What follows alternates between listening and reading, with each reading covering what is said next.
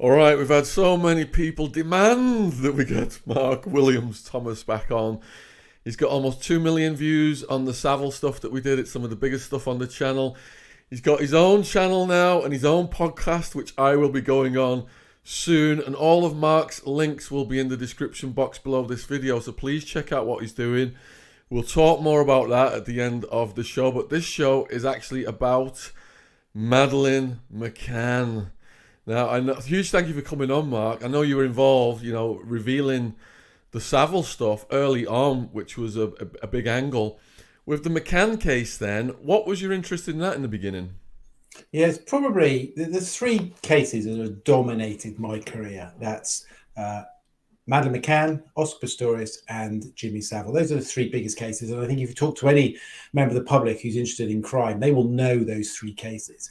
Madeleine McCann has been massive, and it continues to be massive in a way because there are so many variables. There's no answer. We don't know what's happened to Madeleine. But of course, those people who are fascinated in crime have an opinion, and opinion is so divided. It's probably the most divided views that people hold in relation to any crime that I have been involved in investigating. I mean, we've had the Nicola Bulley case recently, which attracted international attention. It was huge.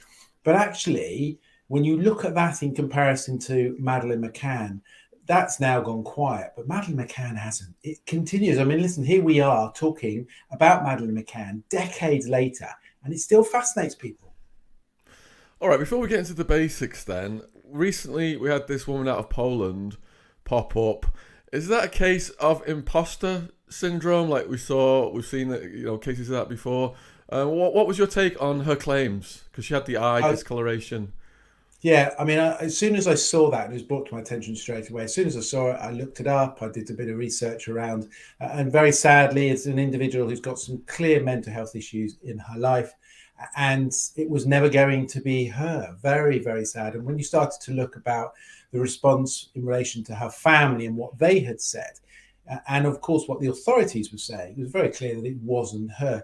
I mean, I think almost overnight, she attracted almost a million followers on Instagram. I mean, that's just a phenomenal, because this is the attraction that Madeleine has. This is the draw of people to it. This is an individual who claims that she was Madeleine McCann. She had a slight disfiguration in her eye. She had some other marks on her body, and she says they were entirely consistent with Madeleine. She also talked in terms of she didn't know about her upbringing. Her parents hadn't spoken to her about it. Actually, when you get down to the nub of it, that wasn't true. She was a fantasist and made it up. But very sad, very, very sad for two reasons. Firstly, of course, for Jerry and Kate, and for Madeleine's brother and sister and the rest of the family. And secondly, of course, for her and her family, because the impact on her to come out and talk about something like that, for that period of time, and of course the fallout now for her is very significant. I mean, she will be forever known by people who know her and people in that community as the fantasist who believed that she was Madeleine McCann. And she may well have believed she was Madeleine McCann. I mean, one of the things that often comes up when I do my investigations is people say to me, but do they really believe what they're saying? And very often they do. They've got themselves into such a position that they are convinced they are what they're saying. And as a result of that, even if you said to them, well, it isn't, you're just not telling us the truth, they believe they're telling the truth. And I think in relation to her, she absolutely believed that she was Madeleine McCann. Yeah, and she put up some timeline saying that she was going to do a DNA test. Do you know whether that was ever done? Yeah, no, I mean, the police refused to do a DNA test because the police did check backgrounds in relation to her and everything that she's saying, and very quickly realised that she was a fantasist. What she was saying wasn't true. So there was no DNA obtained. That DNA is a very personal thing. They'd obviously have to cross-match that with DNA from Jerry and Kate, who were never going to cooperate with that. So that was a line that was put out that was never true. She's never going to have a DNA tested and compared in relation to that, because they established that it clearly wasn't her on every other level. All right, so we've got a lot of young people on this channel, and let's just go over some of the basics then for people who are not familiar with the case. What happened on the day in question? Well, let me give you some context, and I think I passed over the initial question you asked me, is kind of like, why was I involved? So this was a story that broke on 5 Live. It broke on 5 Live in the early hours of the 4th of May. And it was picked up in the UK, having initially been highlighted by the ITV Good Morning Britain, I think it was called in those days, because a member of the family had phoned them and said, because there was a contact there, and said our friend's child or our relative's child had gone missing, and as a result of that, we want to bring that to the attention of you and to the public. Anyway, that then ran in the on telly, and it subsequently got picked up by all the nationals. And reason being is because the whole profile of Madeleine is one that's attractive to the media. And let's be clear about that, is that everybody has a price on their head. But depending on who you are and your status and your upbringing, it will very much dictate on the response that you get.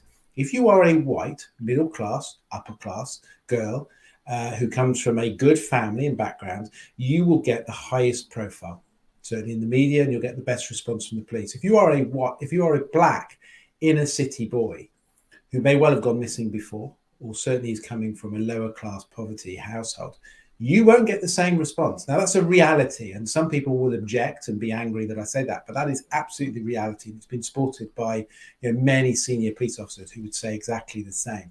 So, picked up by the national headlines and newspapers and telly in the UK. And I remember I was driving to Cardiff. I was on the M4 and I heard it on 5 Live. And as soon as I heard it, I thought, there's more to this. There is more to this. The stories, when they go out there in the public domain, you suddenly get a feeling as an investigator, as a former detective, there's more to this. And I immediately thought, this has got legs. This is going to run. There is a lot more to this. And at the time, I was doing a lot of work with Sky News. And I phoned up the Sky News producer and I said to him that there is more to this. There's definitely more to this. And he said, you think you're right. Are you able to come in this afternoon and have a chat with us about it? And I did. And I went in that afternoon to Sky to talk to them about it. That was on the Friday. And then on the Saturday, they were still covering it. And I remember it was the one and only time I've ever allowed a TV crew into my house. I'm a very private person in terms of my home. And it was the only time I ever let them into my house. And it's never been since. And so they came into my house. They did some filming with me. And the story was now growing. All the networks were following it. And I remember the next morning waking up. And at the time I was doing my master's dissertation, and I woke up early because weekends was really the only time I could get my head down to really study and write. And I woke up at about 6 o'clock. And I remember waiting till 8:30 to phone the producer that I was working with at Sky and saying, let me put something to you. I think it would be really useful to go out on the ground in Praia de Luz. See the scene, as any investigator will always go to the crime scene. Let me go out there and let me cover it for you on the ground.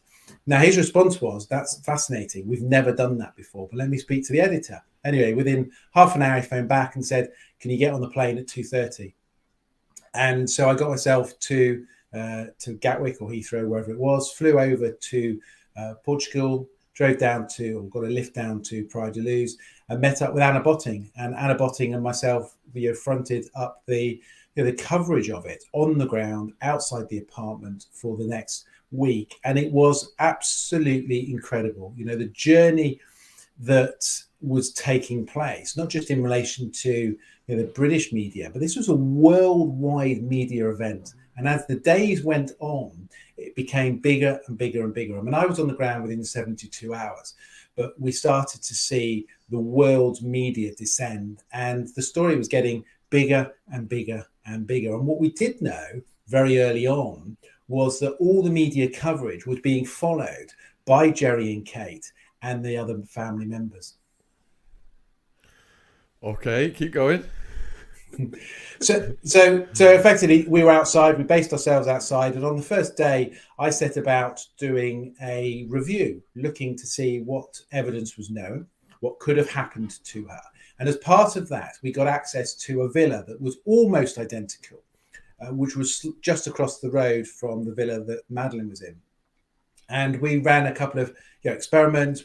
We were able to look to see whether or not, what's the likelihood of being able to gain access from inside to outside and from outside to inside. We looked at the shutters. We looked at the back patio door. It was warm. It was really, really warm. And what we established, and through the contacts and through what was coming out now through the media, we established that the back patio door was unlocked. There was a lot of confusion over whether or not the front window was open, was unlocked, was left open, was shut. What we did know is the front door was locked. It was a very solid wooden door, and that hadn't been opened, and that was locked.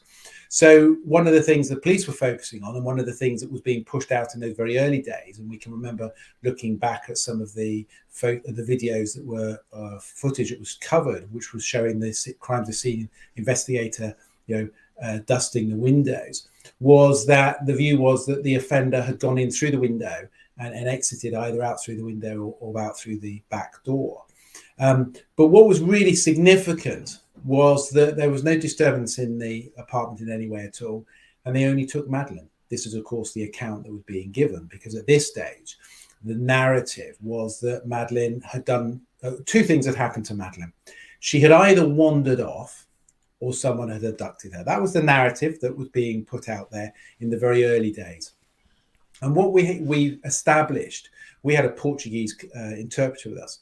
What we established was that the Portuguese press were every morning delivering a new line or a new piece of information. And it was quite clear, and what I established when speaking to the Portuguese interpreter, was that the Portuguese media, so the Portuguese police, were feeding the media the stories. And in fact, they did that throughout the whole of the time, really, that the story was massive. They were feeding the story. So the narrative that was being put out into the Portuguese press was the police narrative.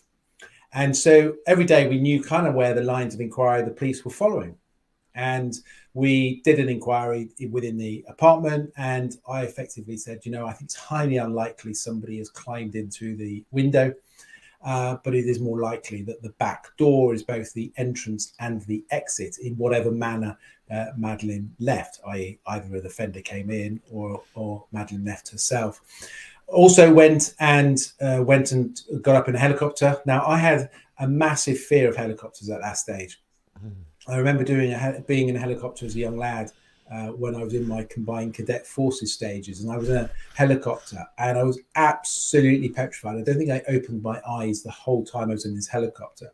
So when my producer said to me, Mark, we'd like to put you up in a helicopter over the border of Portugal and Spain and just give some commentary in relation to that.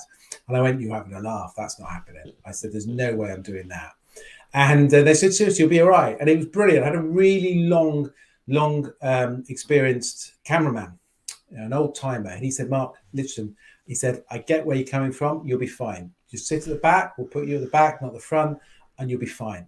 I'll monitor. You'll be okay. And I thought, come on, you've got to pull yourself together and do this. I remember speaking to my agent and saying, I just don't know if I can do this. She said, no, you'll be fine. You'll be fine. Anyway, get to the helicopter, get in it, get up off the ground, start to do some filming, and I absolutely loved it. I love it now. I'm regularly flying helicopters now, and I absolutely love it. So we went up, flew over the top, landed actually right by the border of Portugal and Spain. And the reason for doing that is that I wanted to show how easy it would have been if an offender had driven off with Madeleine. And bearing in mind, there was no closing of borders or anything like that, how easy and quick it would have been for them to get out of Portugal and into Spain, and then obviously go wherever they wanted with the open territories, really.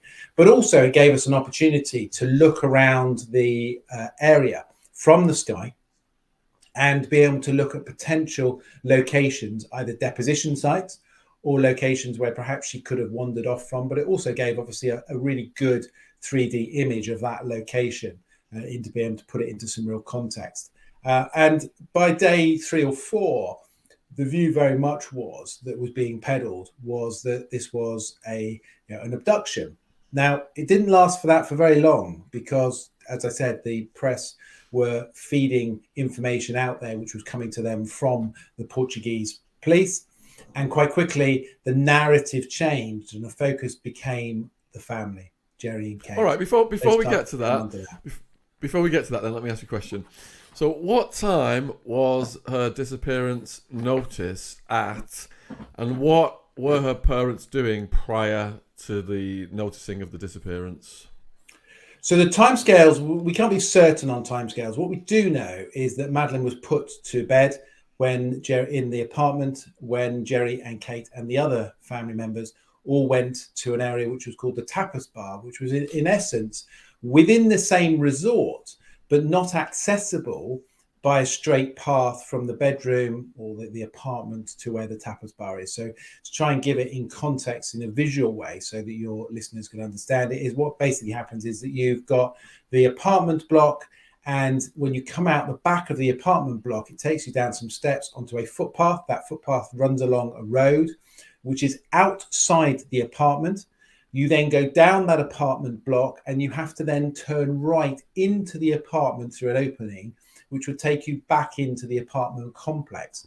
So in order to move from the apartment where Madeleine was sleeping and to go and meet her parents who were in the Tapas Bar, you had to go out of the compound onto the public road, back into the compound to go and see them. They were some distance of probably 60 to 80 yards away. There was no line of sight. And by line of sight, what I mean is that sat at the Tapas Bar, you couldn't see anybody that came or went from the back of the apartment. So anybody could have walked up there and they wouldn't be seen. There wasn't a clear line of sight. So what happens is Sean, Annalise and Madeleine are put to bed. Jerry and Kate go over to the Tapas Bar, leaving them asleep. Nobody else with them. There's no adults there, and leaving the back door slightly ajar. The reason being is it's very hot and they were trying to allow some kind of airflow through that apartment. They hadn't taken up the offer of babysitters. And what we do know in the days prior to Madeleine's disappearance is that Sean and Annalise had woken up on occasions crying, and that had been heard by a neighbour who had heard the children crying. And so Jerry and Kate are at the Tapas Bar. Now, there was an agreement amongst their friends, and there was a group that went together. There was an agreement amongst the friends that they would check on each other's children. So they would go back at different periods of time and check on each other's children. There was a check that was done by one of the family members, which was, again, around about 8:30, 9 o'clock, something like that. And the view was that that Madeleine was in bed. Now, at no stage did anybody, and a friend checked as well as Jerry says he checked, at no stage did anybody actually go into the room and actually physically check that they were in there. And in fact, Jerry's statement himself is slightly confusing because he talks in terms of going and checking, but then he also talks in terms of listening at the patio door or at the door of the bedroom without going in. So slight confusion in terms of what actually did happen. But suffice to say, nobody saw Madeleine from the period of time that Madeleine was put down. Nobody independently did. Put down, and the alarm was raised. Now, the alarm was raised some of time around 10 o'clock when Kate goes back and identifies that Madeleine is not in bed. The only things that were missing was her cat, from the bed was Madeleine. Her cuddle cat was there, which is kind of like a little teddy bear. That was still in the bed, but Madeleine had gone. And then the alarm was raised. And the result was that the local police turned up initially. Local police over there have very little crime experience, don't really know what they're doing. They're more local issues. And they very quickly called in the PJs, but they had to come to the kind of like the crime investigation police. But they had to come from, I think it was from Lisbon, but they certainly weren't in the locality. It took them a couple of hours to arrive. And at that point, by the time they arrived, the whole, and let's call it a crime scene, the whole of that apartment block had been trampled on, not just by Jerry and Kate and the other family members and friends, but also by almost everybody from that apartment block and the campus. How common was the practice of leaving kids unattended in that complex like that, with the door ajar and etc.? Well, I don't know how common it was, but for them, they felt comfortable with doing that. They felt that it was safe. They decided that they weren't going to take advantage of the babysitting offering service. What is interesting with regards to Jerry and Kate is that they took 3 children, under 5, and they did have no buggy. They took no buggy with them. In terms of that. So they were initially told that they were due to eat their food, both in terms of dinners and breakfast, at the main hotel complex. but they said that they would prefer to eat at the tapas bar. And reluctantly, the hotel complex said, "Okay, we'll open it for you because there's a large number of you. We'll open it for you and allow you to go there." They had the facilities if they'd wanted to, and of course, they could also have potentially used each other within the group that they were with. That one night, perhaps one family drops out and they sit with all the kids, but and not everybody went. There were some of that group who did spend time and stayed at home and watched their children, but they took the decision that they were going to leave their 3 children in the apartment block on their own whilst they went to the tapas bar.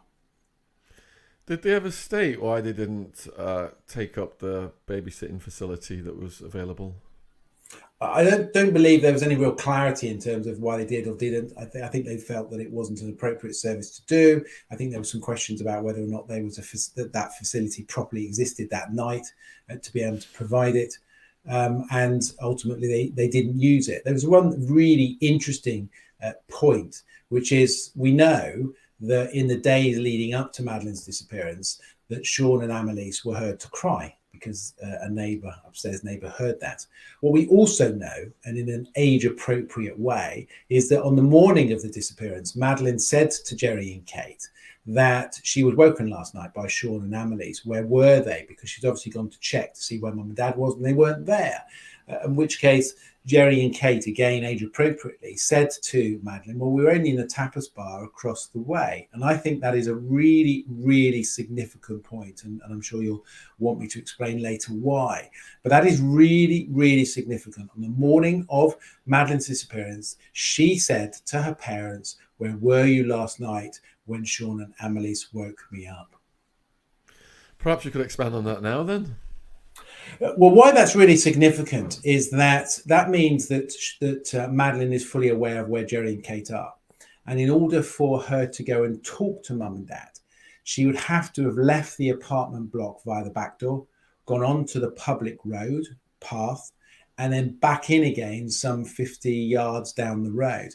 So what that means is that in order for her to go and speak to Mum and Dad, she is out of the complex, she is in the public domain, and therefore if anybody had wanted to snatch her, to abduct her, the access was there. And there is only 2 elements that are crucial that exist with regards to the abduction of children. There are 3 elements, but the 2 are the most important. That is access, opportunity, and motivation. Now, motivation is different to everybody. If it's in relation to the abduction of a child, it may well be sexual, it may well be power, control, all of those issues. But actually, motivation from an investigator's point of view doesn't help you when you're starting to investigate. Yes, down the road, once you've caught your offender, it can be very interesting to find out where the motivation sits. But at the initial period of any investigation, it's about access and opportunity. What is the access in order to commit your crime, and what is the opportunity? Okay, so let's look at both of those. In order for her to be abducted, she goes out of the apartment block and onto a public road. Offenders, where the child is unknown to them, it is almost unheard of that they will go into an apartment block and abduct a child. It is almost unheard of. It's certainly never happened in the UK, and it's very rare to have happened around the world. So you could almost with certainty rule out that the offender entered the apartment to abduct her. But she's now on the public road. And what we do know from experience in relation to child abductions is that they are predatory and they are opportunistic. And by that, I mean they're not planned in terms of who the victim is. Yes, they plan to abduct a child, but not a specific child. And when we look at 2 of the most high profile cases, and that is Jeanette Tate in 1978 in the West Country, and Sarah Payne in relation to in Surrey in Roy Whiting. So what happens is Roy Whiting, a known abductor, he'd abducted a child previously, had a custodial sentence but was released. That morning, he set out to abduct a child, not Sarah Payne. He had no idea who he was going to abduct. He drives down to the south of England, and whilst he is there, he is beside a field and he sees Sarah Payne. Now, Sarah Payne happened to be walking with her parents and her brother. Sarah walks some distance away from her parents and brother through a hole in the fence, and Roy Whiting abducts her. Now, the point to which her brother peers through this hole in the fence that Sarah just walked through. He sees the back of a white van disappear. Nothing else, sees the back of a white van. That white van belonged to Roy Whiting. And in fact, it was such a significant sighting that it enabled the police very quickly to get on to Roy Whiting as being a suspect. And I know that because very shortly after Sarah Payne's disappearance, when I got back to work, I was initially on leave. And when I went back to work, which was probably about 3 or 4 days later, I joined the task force to look for the the Surrey element of the potential offenders. We looked at 2 key targets, and one of those key targets we were told about was Roy Whiting. And the police had him under their sight right from the very early days. We looked at another possible suspect. So they had him, and Roy Whiting didn't set out to abduct Sarah Payne. She just happened to be in the wrong place at the wrong time. And then look at Jeanette Tate. Jeanette Tate is out delivering newspapers with some friends. She cycled down a hill, and when she gets to the bottom of the hill, she is abducted. A short distance behind her are her friends. And by the time they get over the top of the hill and get to the bottom of it, she's gone. Her bike is on the ground and she has vanished. Her body has never been found. But Robert Black is certainly, I believe, he's now dead, is what was the person that abducted her and subsequently killed her. It fits his MO to an absolute T. He was never brought to justice. But the point being is that she was just a matter of seconds away from her friends. And significantly, she was never targeted that day. That wasn't a time that you could be sure that she'd be in that route in any way at all. So they're opportunistic. And I believe that's exactly what happened with Madeleine. I've written about it. It's had worldwide coverage, my opinion, in relation to this. Not everyone agrees. There'll be some that go, that makes a lot of sense. But there'll be a lot of people, of course, who are absolutely divided in that. They say, no, that's not possible in any way at all. The reality, of course, is nobody other than the offender or whoever the offender or offenders have spoken to knows what happened to Madeleine. And the reality is, of course, I don't know more than anybody else, other than I've done a very extensive review. I've been to the location. I've looked at and read all the evidence. I've spoken to all the key people involved in that. So in terms of being informed, I'm probably one of the most informed people in regards to what I believe happened to Madeleine McCann. So you said that the police turned the sights on the parents, and working in law enforcement yourself, isn't that a natural thing to do, to suspect the immediate family members? Absolutely, but they did it the wrong way round. They should have been right under the spotlight from day one. It's a terminology we use in the police, is clear the ground from under your feet. They are the prime suspects. What we know in relation to the certainly offences against children and offences in relation to abduction or murder is that it is normally someone known to the child. Stranger abductions, murders of children are very, very rare. And so when it does occur, the first place you look is the relatives, the family. They are your initial target. To go looking for an abductor to begin with is absolutely the wrong way, because that's the hardest thing to prove. How do you start to look for an abductor? You need to build all the evidence up. You need to get everything in, all your ducks in line, and hope that they do line up. Whereas, of course, in relation to family members, we know statistically and we know evidentially that it is normally a family member who is involved in a case against a child, or certainly someone known to the child. So what mistakes did the police make? Well, they went after looking for an offender. They looking for a stranger, a stranger, which is such a difficult thing to do. And I think as a result of that, they failed to do some of the really basics, which was to secure evidence at the crime scene. That crime scene was walked upon. There was a lot of cross-contamination in that crime scene. They failed to properly secure evidence in relation to Jerry and Kate, sat down really early on and got real detail from them. They failed to preserve the external crime scene. I made comments on day 3 or day 4 that if you wanted to, you could just simply walk up the back steps of the door, back steps into the apartment. There was nobody on those steps in any way at all. There was no police there, other regular presence outside the property, and also the roads. The roads weren't secured, and I know the roads weren't secured in the hours after this case came out, because I covered it. As I said, I went over there within 72 hours for Sky News, and it just so happened that whilst I was in my hotel room and there was some coverage that I was going over there, And in my hotel room, the police officer, retired ex-police officer, found out I was staying and left a message actually on my hotel room and said, Mark, very strange. Obviously, I now live out here. You probably don't know that. And I'd worked with her previously when I did a massive investigation. She came and worked with me on it.